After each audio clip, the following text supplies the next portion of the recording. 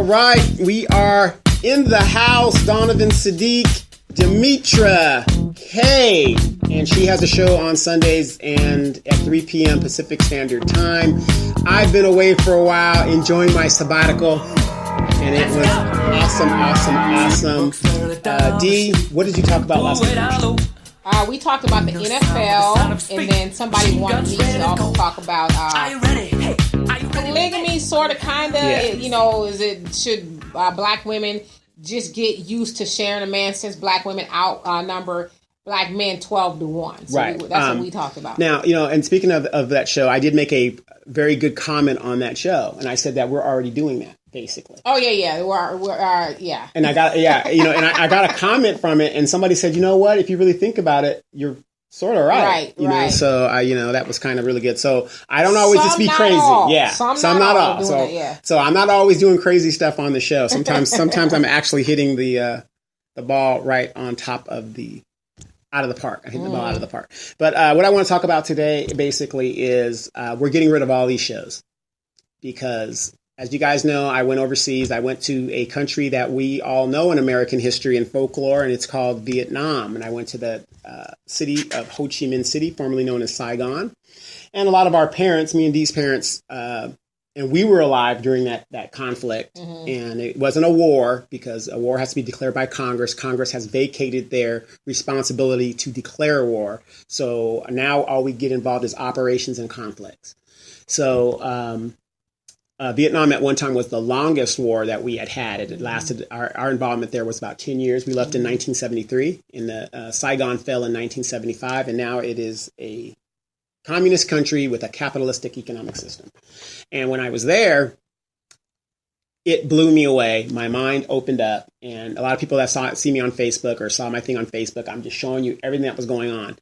They have better roads than we do. They have better infrastructure than we do. They are growing at a GDP rate of 7 to 8%. They've been doing that for 6 years, and they are known as the fastest growing economy in Asia. And because they were a former French colony, that country is known as the Paris of the East. Right. So I'm going to strongly recommend you guys to go there if you haven't had a chance. It was very surreal for me because my dad was stationed there 50 years ago, walking around and doing that. But because it opened my eyes, it made me realize the bullshit that the American government keeps telling us, and these politicians and things like that keep telling us. It's bullshit. It's one thing to listen to somebody and say, oh, yeah, well, yeah. Verify it. Go and check it out for yourself. And I went and I checked it out for myself, and it was nothing to what I saw in the movies. Right. You know, it isn't, hey, G.I., me love you long time. Good morning. Yeah. I mean, that was an era then. Yeah. But fast forward 40 years later, they're kicking our asses. Right. And we don't even know about it. But we keep sitting here talking about, we're the greatest country in the world. The only thing great about America is our military. And I challenge anybody to challenge me on what I just said. And maybe for right now, freedom of speech. Maybe. Because as we see, that's being limited. Yeah, right, that's being limited. Every day is being eroded. So. And, you know, I know you guys think that there are these people running around these little huts and they're the Viet Cong and all. No. Right. There are more young people there than there are old people. I saw more Western clothes and Western influence than I did their own culture. I was there, you know, going to see, I'm going to see a bunch of Vietnamese running around. He was like, I might as well have stayed home. Yeah. I mean, that's what I was seeing. But the stuff that I was seeing, now we're in Southern California. We have this really great area in Orange County. It's called Little Saigon, which is the same as what I saw over there. Right. The only difference is Little Saigon, the people that live in Little Saigon, it's a Vietnamese community where they buy and trade among themselves. Group economics. Group economics. Okay. Once again, she has been proven right. And I hate the fact that she keeps being proven right because it shows how ignorant we are, myself and others. But it shows that group economic works. Now, Little Saigon is the biggest Vietnamese community in the United States. Now, after the Vietnam War, a lot of them were lifted over here and they ended up in Camp Pendleton, those little camps that they had. Yeah. Now, how can these people go into Orange County in 40 years, grow into an area to where they have a sign? Could somebody please tell me, where's Niggerville? Oh, I don't know who Niggerville is. Where's Blacktown? We're working on it.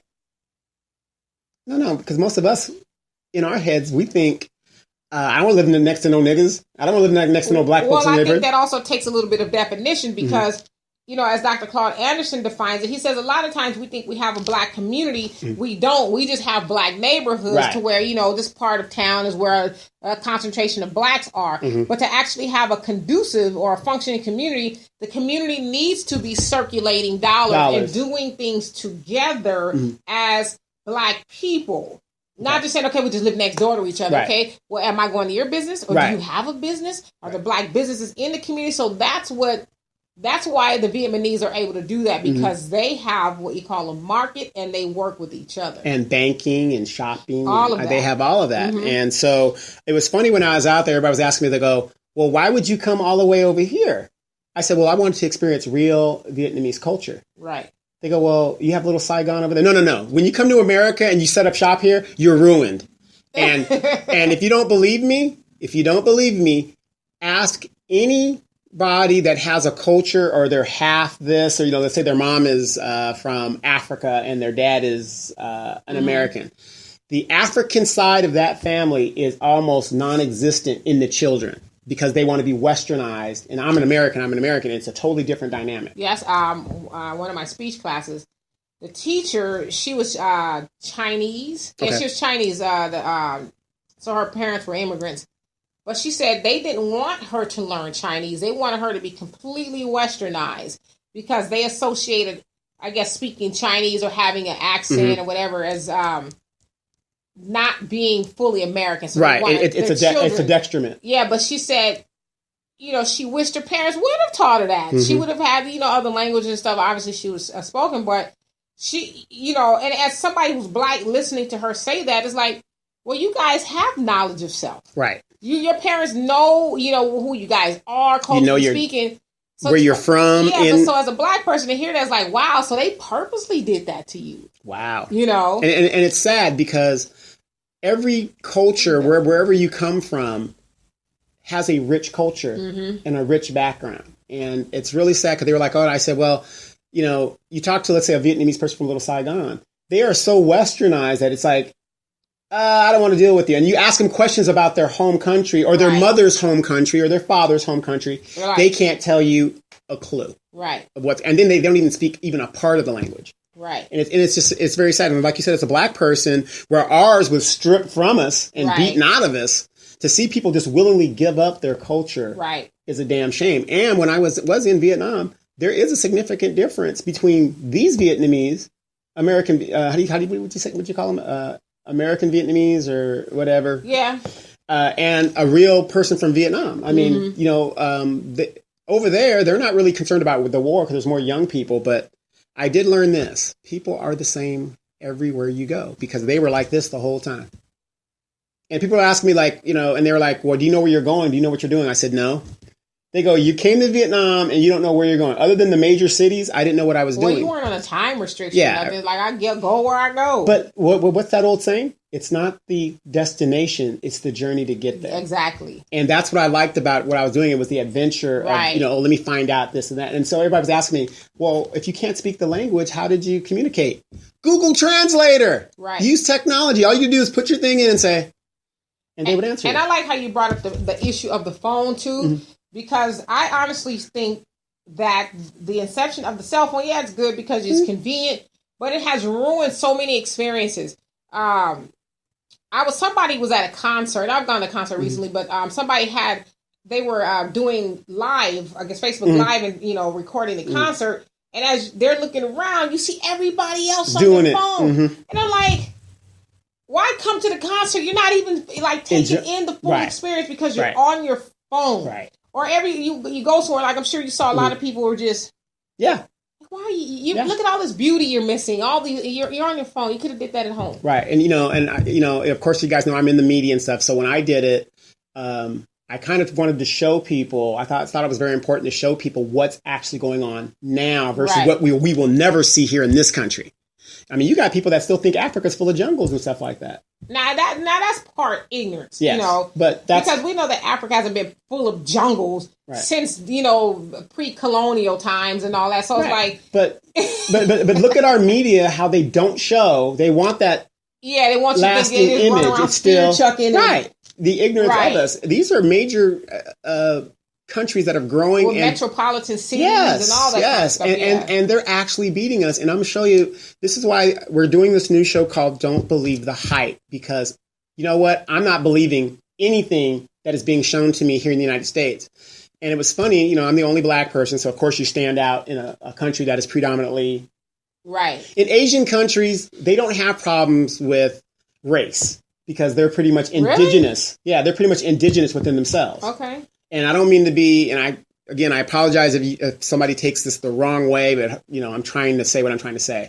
If my friend Julie Chan told me that Harry Hu is her cousin, I'm going to believe it. You know what I mean? And why is that? Well, I mean, you know, I don't know. How am I going to dispute it? They like, oh, well, he's black or he's Asian. Or okay, let me just take it a step further since we never really hold punches. Yeah. Are you saying because they all look alike to you? No, they don't all look alike. Okay. But what I'm saying is their traits and their features are so strong. Why? I have no reason to deny it. Okay, that kind of gives credence to they kind of all look alike. No, because they don't. Because you can actually tell a Japanese person from a mainland Asian. I mean, there is a difference if you know what to look for. But, see, that's me. I don't know, and I'm not trying to be disrespectful, and I'm not even saying that they all look alike because I have you know Asian friends that don't look alike. Yeah, you can tell. Like you said, there's subtle things you can say. But what I'm saying is, as far as race, this person's not black, so I'm not going to outright question. Right. That's because, like I said, you know, I have nieces that are light skinned and they're mixed. Right. So if somebody comes and says, "Oh, that's your niece," it'd be like, you know, you might say, "Wait a minute." And speaking of don't believe the hype, you see the story. Southwest is in more trouble because I guess a white lady. I don't think she's a coach or something somewhere. She has a mixed baby, so she's getting on the plane with her mixed baby. They said, "Wait a minute." Yeah, they were like, "We need to verify this is your baby." And she's like, "What?" Yeah. Well, what is this? 2018, right? When my youngest niece, I took her across country by myself. And we were going through Texas, and I was in a McDonald's with her, and you know, and she had beautiful blonde hair back then. You know, she was a little small, little cute little thing, and you know, people were looking at me like, you know, traffic somebody, you know, but you know, but in Asia they don't necessarily have that problem. But you can tell a Korean from a mainland. You know, there's subtle differences you can tell. Okay. So, but like I said, I'm not going to question if she came to me and said, "Well, this is my cousin Harry." Here, okay. You know what I mean? Harry who? Who Harry? So, you know, again, you know, I apologize if you take that the wrong way, but you know what I'm saying? As far as race, they don't have a race problem. Okay. You know, they have a cultural problem there. I mean, you know. So when you say they don't have a race problem, what is that? You mean a race as far as a self-identifying or a race problem with other people? Race problem as in you got a big population of Africans there. A big population of Westerners there. So I get it. So you're basically saying it's mostly them. It's mostly them, right? Got it. Because when you said race problem, I thought you meant like they had a problem with other races. And that's why I was like, like we're different. Yeah. But okay. Yeah, it's mostly them. They don't, you know, like in America, you have Mexicans, you have blacks, you have, you know, you have the different demographics, right? Melting pots. Right. They don't necessarily have that over there. Got it. Because they have laws that say, you ain't from here, you can't own no property, you can't do jack shit here. Do you think that's wrong? No, you're protecting your people. That's how you protect your people. But in America, everything's for sale. Unless you're black. Then they want to deny you. Stack of papers. Yeah, and we want to know who you slept with. And then jump through all these hoops of fires. Yeah, right, exactly. And then Watusi. Yes, exactly. And then drop it like it's hot. Right. So the show's going to be called Don't Believe the Hype. And what this show is going to do is we're not going to pull any punches. We're not going to edit stuff that isn't there because what you see is what you're going to get. And we don't mean to be like in your face in this new show. And I want to consolidate because a lot of stuff that we talk about incorporates everything that we see. So that means you're going to stop airbrushing my face so it looks flawless. Right, exactly. Listen, y'all, there's no airbrushing going on with this plant. I don't even wear makeup, okay? Right. Yeah, you do. You got the lipstick on. That's lip gloss. Every time before we go on air, I got to get my lip gloss. Lip gloss because I can't have dry lips. Like, that is, oh my God, I don't see how people do it. Right. And then, you know, your man's watching, so you want to keep him. Yeah. I like my lips moisturized. Moisturized. Yeah. But again, if you saw my videos and you saw what's going over there, we have an area called South Coast in Orange County. Orange County is our high-end area. Yes, that's bougie. It used to be Beverly Hills. Yes, Beverly Hills type. But it's still, you know, high-end if you go over there. You got to have some money to go over there. Right. That ain't nothing to what I saw. They wouldn't even let you in there. Let you splash some credentials. I showed a flea market, what the average Joe six pack like us would say is the indoor swap meet. Or swap meet, yeah. Right. So, farmers market. Yeah, farmers market. So you saw me go through there and I was kind of showing everything that was going on in there. It was almost like being in the garment district in LA. Right. So, that's where the average person would shop. But then as I kept going farther where the big buildings were, they have a building over there that looks like an Avengers building in the movie. I mean, just building all these structures. Please tell me right now in America, if you had to tell somebody to come to America, what would you sell them on? As far as what do we to come into America, to come to America. Come to America. What would I sell them on? Ain't that a damn shame that you even got to think like that? We have Universal Studios. They have Universal Studios. Disneyland. They have 3 of them within the realm I was in. They don't have Six Flags. No, but they have something their equivalent to Six Flags. They don't have Roscoe's Chicken and Waffles. No, but they have they have Susie Wong's open market kitchen which you can get on the street with the big old rats running around. But they don't got Winco. That's true. They don't have Winco. Come on up, man. Get you some Winco chicken. But my point is, I was telling somebody about that over there, and they were like, they had to think about, they go, oh, well, we got New York. Well, they have New York. They're building major metropolises. They ain't got the Kardashians. But their women are very beautiful that put the Kardashians to shame in some I'm instances. just trying to figure out something because, the Kardashians are the end all be all over here. They tell us. So somebody said, well, we got New York. And I said, well, other than the 9/11, if you really think about it, we haven't built anything in the United States of significance in almost 80 years. And even the 9/11, a lot of those countries outside of the United States think that we deserved what we got. We got a Metrolink. They have high-speed rail that puts ours to shame. Okay. So, but think about that. That's what I'm saying. That's what opened my eyes. Like, you know what? We are being lied to. We're thinking we're this great country, and we are a great country outside of our military. But for the average person in this country, we ain't shit. Everybody else is running circles around us. And us. We're sitting here resting on pretty. Right. We're America. Right. And if you think about it, not just that country, Vietnam, let's talk about some countries in Africa. Zimbabwe. They got a lot of countries in Africa? Yes, a lot of countries in Africa. Okay. But let's think about like Zimbabwe, South Africa. I mean, Nigeria. Right. These countries that are shithole countries. Right. If you go there. Well, they got AIDS and all kinds of stuff. Right. If you go there, and every place has a poor area. America has poor areas. But if you go to these countries and see their architecture and how they're building their infrastructure, it puts us to shame. Right. I mean, and that's the damn truth. The damn truth. But whose fault is that really? Is it the media's fault for portraying those places that way, or is it our fault for believing it and not doing our own research? Well, I'm going to tell you this.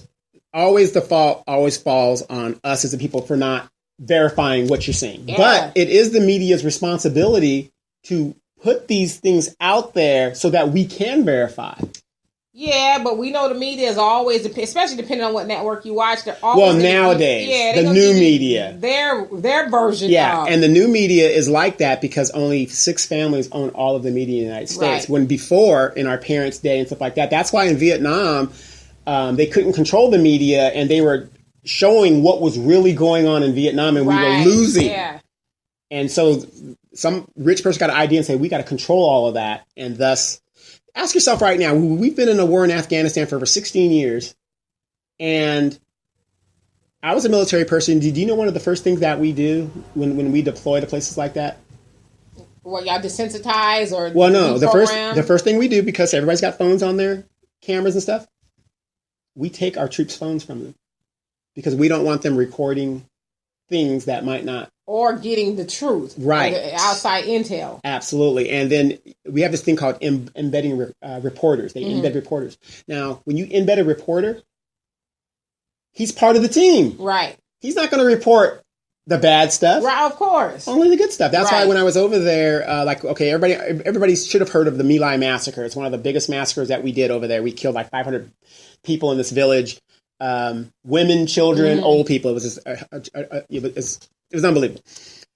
But it took somebody with wherewithal to report that, and they tried to cover it up because the My Lai massacre wasn't known until a year after it had happened. And somebody came out and did that, and that's almost like Puerto Rican discovery that they said 67 people died, but it's almost like 5,000. 5,000 people. Okay, but let me ask this because we were talking about this. How do you miss? I can see if you said, okay, well, we said 67, but we really meant 97. Mm-hmm. But 67 and 5,000, how does no one else know that? Significant. In between the time that it happened and the time that it was actually revealed.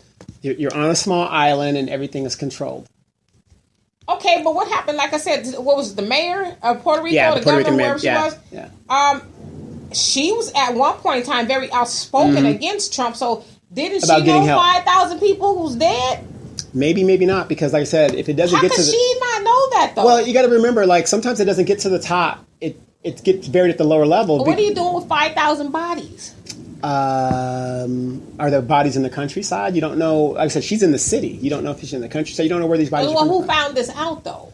That's what I want to know. That's something we have to research. Yeah, who found that out and how did they find this out opposed to the 67 people that the Trump administration said was actually killed? Very, very good question. And we need to look that up and we're going to get some answers for that. But but like I said, this new show is going to be called Don't Believe the Hype. And we're going to start talking the real. I mean, we've been talking the real, but this is like, we're going to actually in your face because as great as we are, my jaw dropped when I was there, what I was seeing. I went to Hong Kong.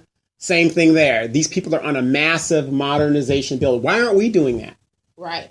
We're in California. They're passing gas taxes without us even voting. Well, and then if you want to even bring it locally, you always hear about the bad stuff that happens in a place like Chicago. Right.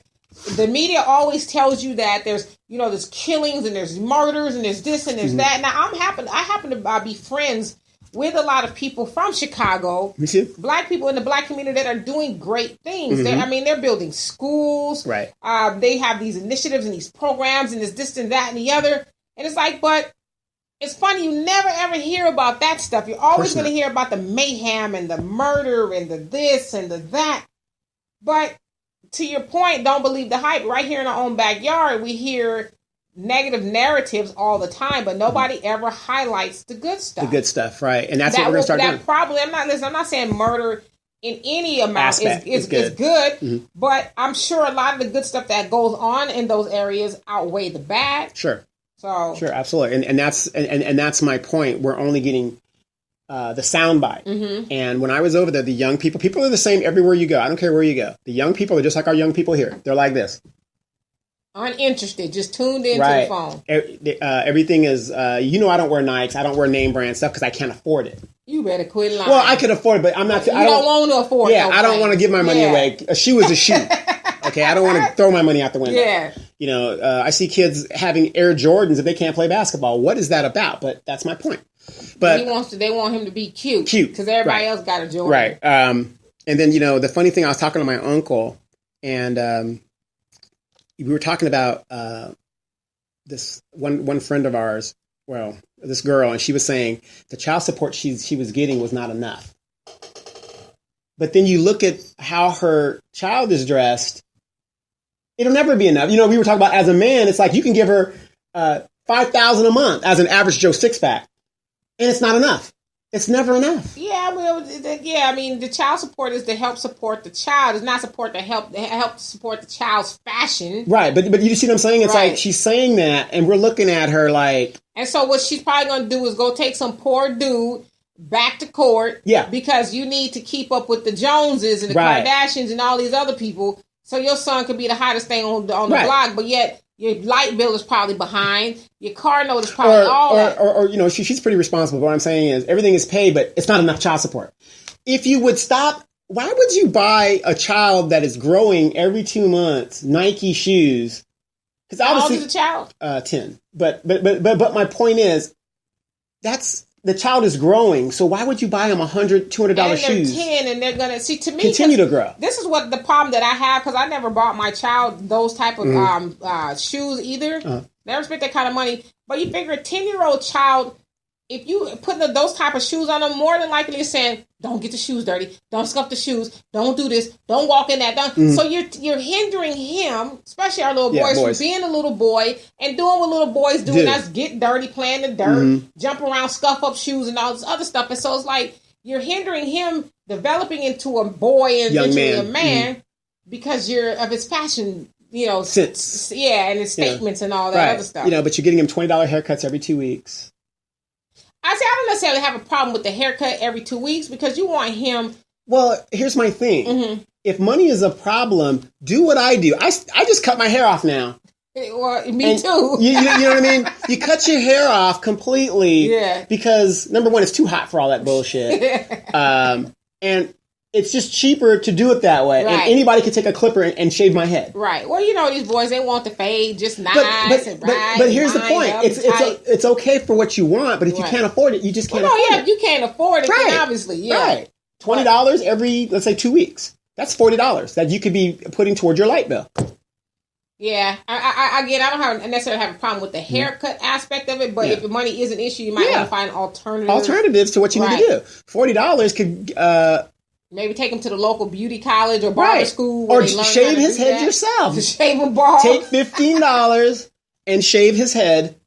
Line it up. It isn't really that hard. Give them the #1 special. And in those shoes, you saw my Walmart shoes that I get, the little gym shoes. Yeah. $9 at Walmart. I ain't mad at you, brother. And they look just as good as the Nikes. But you got $191 in your bank account that you didn't go spend on the Jordan. And when I was with my friends and they saw the shoes, like, what kind of shoes are those? Because it looked very nice. I know what you're talking about, yeah. And they were like, oh, those are, Dan, you're stepping up. I said, no, I'm not. I'm stepping into Walmart. Because usually I wear Van type shoes, because I like my feet close to the ground. But I said, for $9, let me just try these shoes. Athletic shoe. And I got it. And my friends were like, that's a nice looking shoe.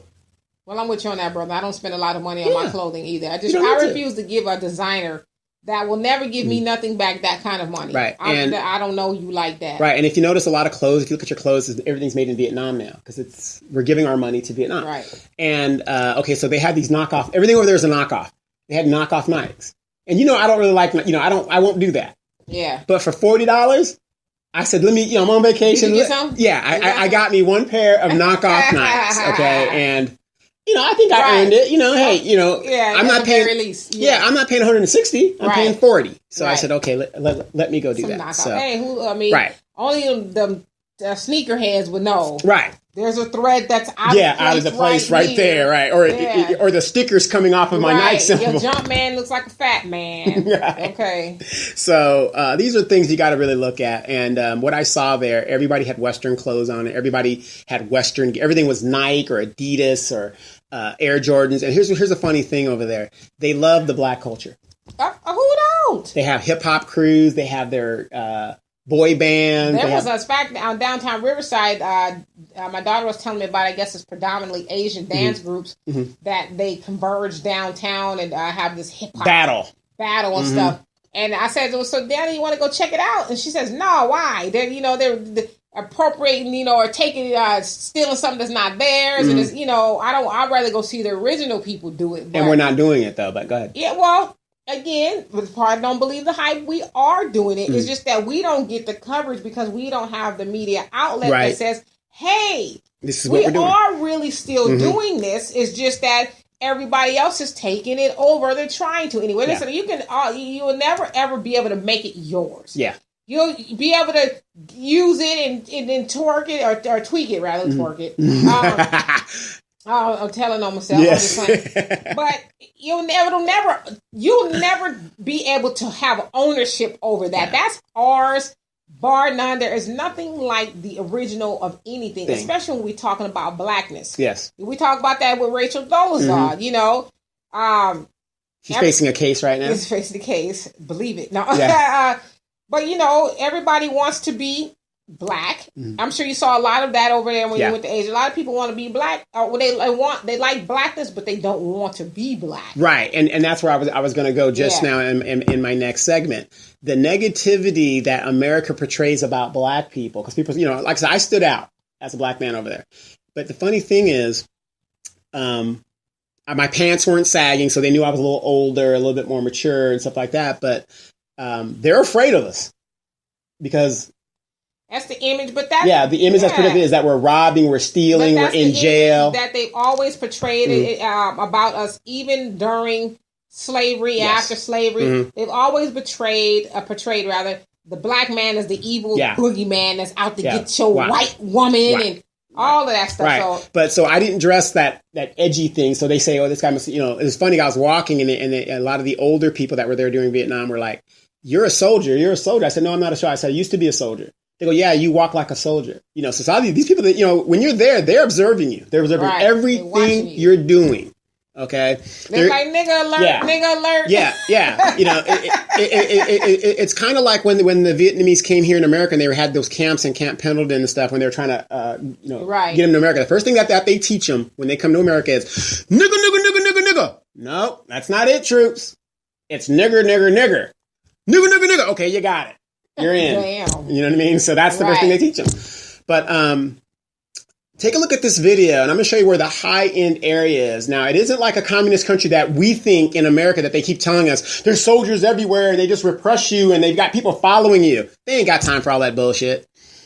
You go there, it's a tourist area, you just have fun, and of course you got the silly white person and the Westerner people acting an ass.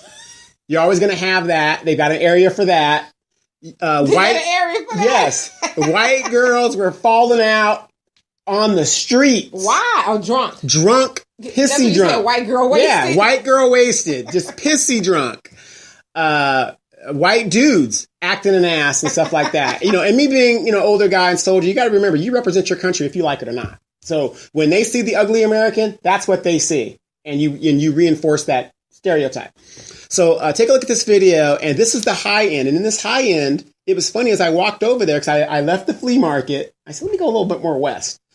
And I started walking west, and the guard stops me. And I said, I'm thinking, maybe he wants to see my passport. Show him my passport. He said, no. I said, well, maybe he needs to see, my room key, hotel key. The hotels are high end over there. And I started showing him I had money. He was like, no. I took out my credit cards, and he said, you may pass. We know you're going to spend some money. Yes. And that's what they wanted to see. Did you buy anything out of there? I think I bought a Pepsi. I did find a Carl. We let you in here for a Pepsi. No, look, I did find a Carl's Jr. on the high end. What the hell is a Carl's Jr. doing? Did you eat there? I did. No. And the thing is, don't get it wrong. Don't go to other countries and eat McDonald's and stuff, because you could get that here. But the point is, when you go over there, their menu is a little bit different. So they had like a squid sandwich or something. It was something different. And I wanted to try it, and then it had the free Wi-Fi, so I was over there kind of just, doing that thing, and it was hot. So did you have a squid sandwich? I did. Ugh. I did. And it was good. Because I'm one of those people. Fried squid or No, it was jiggly squid? No, it was dead, but, it was dried a little bit. But, I'm one of those people, when I go there, I like to be with the real people. I don't like to be in the tourist area. I like to be with the real people so I can talk to them, and they can talk to me, and you can you really know what's going on. Okay.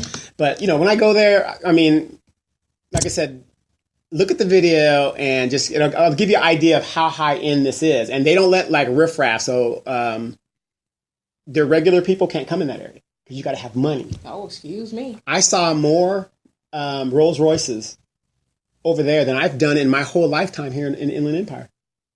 Well, come on, you are an edge by how many? Well, no, I'm talking about the Inland Empire. I've never seen so many Rolls Royces in such a small area. Yeah, we're still to the point in Inland Empire, or even in its surrounding areas, and we see a Rolls Royce is like, whoa, yeah, who's that? Yeah, exactly. But there, I saw like 4 or 5 of them. Right.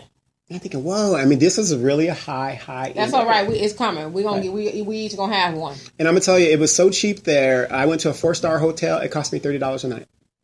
Wow. With breakfast. What'd you eat? Eggs. You saw it on the thing. It was really nice stuff. Squid or something. No. But they have their pho, which is a common Vietnamese meal. I love pho. I gotta make a mean pho, actually. Right. And remember, I did show you that video where I found you a vegan in the market. That little vegan area. Yeah, and then next to that, it wasn't some brains or something. Yeah, it was the brains, and then they had the eel. The lady was cutting the eel up, and it was really, it was real. Don't believe the hype. But, I'm always looking out for Demetria because, you can't take her nowhere because then she can't eat. Especially no eel and all that other stuff you were showing. Right. So take a look at the video and, just to give you an idea of what I'm talking about, just take a look at it and then tell me what you think. That's the video. Now, in that video, you saw how the streets were pristine and everything was nice and clean. Mm-hmm. And, people were dressed really nice. There wasn't nobody just, pants sagging, none of that. Their malls were, put our mall here in Moreno Valley to shame. So I'm just going to give you guys some advice. When you guys go, in 5 to 15 years from now, Vietnam is going to be like Japan is now. It's going to be very expensive to go there. So heed my advice. If you can go now. And people say, well, why did you end up going there?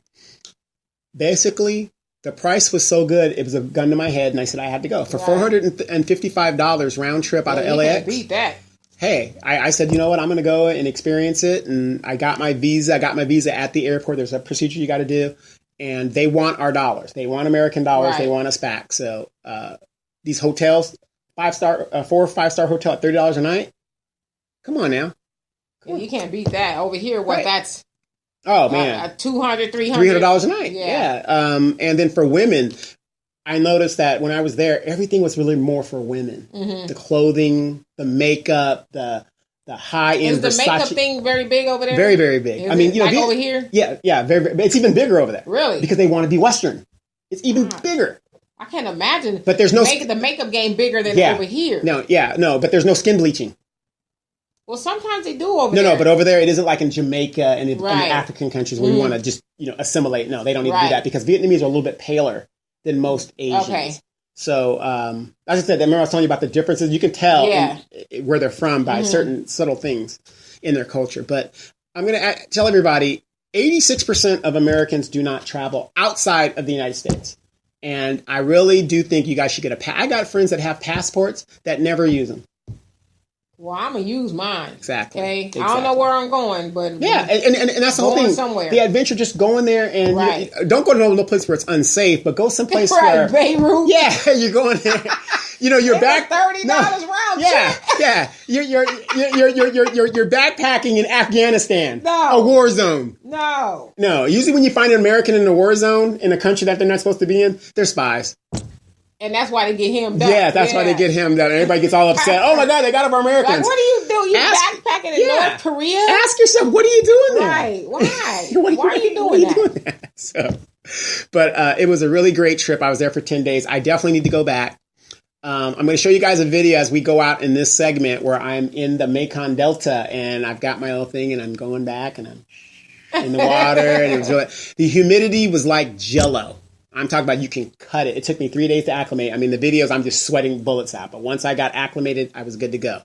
Those of us that live in the desert, be thankful for dry heat. Oh, trust me. Just going like to Texas or Florida. Louisiana and those places. Oh, my God. In the summertime, it's like, this is just... Yes. I would always be bald-headed out there. I would never be able to wear no... I don't understand how they wear wigs out there with the humidity. Yeah. I'm like, you see, I don't have any hair now. Yes. All the hair I had was just doing a number on me. One of the first pictures I sent back to the United States when I was over there is I ran across a wig weave shop. And I was so upset. I was so upset. You thought you had escaped it? Yeah. I said, let me get out of this clown country. You better stop. But I took 3 days. I did go over to see some friends of mine in Thailand. I did that for 3 days. And I came back to Saigon and then ended my trip. Went to Hong Kong, stayed over there, and then came back home.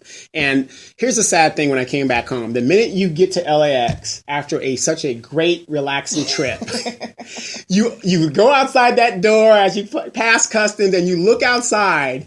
And you just look around. And they got a big sigh. Yeah, and you're just so disappointed. I love America. Don't get me wrong. I'm not saying America. I love where I'm from. But here's a country that is... Fun time was over? Yeah, well, the thing is, you look at it and you say, here's a country that they say is beneath us. And is not, we're the best. And we're really not doing our best. Then you get out and get stuck in... 3-hour traffic. Oh, and that's another thing. The traffic there are no traffic laws other than the direction of traffic. So we saw you on the back of that doggone boat. Yes, I was working it on. If I die. Yes, it is what it is, But here's the funny thing. Everything is done on that moped. And the mopeds are made to look like motorcycles. So how did you hold your luggage and stuff? You put it right there and it's right between your legs. No, bruh. I had to call me an Uber. No. They have Uber over there. But here's the thing. And the Uber is a bike. It isn't like a car. They have taxis over there. But here's the thing. Let's say there's a family of 4 over there. The father's here. He'll put the son or the daughter here. The wife is behind him, and the child is between them or behind her holding on. That is a normal way of life. That's just how they travel. Yes. There's 13 million. Ain't no way. There's 13 million people in Saigon, and all of them can't afford cars. Ain't no way. So mass transit is the mopeds, and there are no lights. So if you're walking on the sidewalk and they want to come over on the sidewalk, you're in the wrong. You got, and that beeping is going on constantly. But I guess they're probably used to it too. Yeah. And and then Westerners always complain, oh, they don't know what they're doing. Here's the thing. When you're walking, you got to keep walking positively. You're walking right into the traffic, but they're smart enough to know at your rate. They don't have a high fatality rate. Right. No, not and I hate to say this. Do you know when we always say, oh, the Asians don't know how to drive over here? Yeah. We don't know how to drive. Is that what it is? That's what it is. Because I never say that. Maybe you say that. Well, because they drive at such a high rate over there that they drive off of common sense. They don't need lights we're here to tell you to stop. Yeah, we're here. The cautionary thing, and the thing. So many people, the traffic just flows. It's almost like looking at an ant. Army ant. That's my buddy Chuck. Oh. It's almost looking at the army ants as they keep moving that flow of animals. It's the same thing over there. Yeah. They keep the traffic flowing. It's incredible. And like I said, I got off that plane, left LAX, and you look around to what's going on, and you look at our roads, and you look at our infrastructure, you look at our buildings, and you say, we ain't got shit here. And we're paying so much money in taxes and stuff. So don't believe the hype. Go and see the stuff for yourself. And you tell me, as rich as we are, why don't we have what they have? Right. And that's my question. Why don't we have major cities? Well, because we're too busy paying these gas taxes and all kind of stuff. But why are we paying these gas taxes if we haven't voted on them? Because we don't really have a democracy here. Yeah, why is our politicians becoming millionaires and billionaires? Dianne Feinstein, who's actually a Republican posing as a Democrat. I believe that. Yeah, look at the voting record. I believe that. You didn't see her oppose the Bush tax cut. She voted for the Bush tax cut. She was like, oppose what? And oppose the Trump tax cut. She didn't oppose that either. Right. Because she benefited from it. Oh, absolutely. So ask yourself that. But that's what I ask. As an average Joe six-pack, I say, why don't we have what they have if this country is so backwards?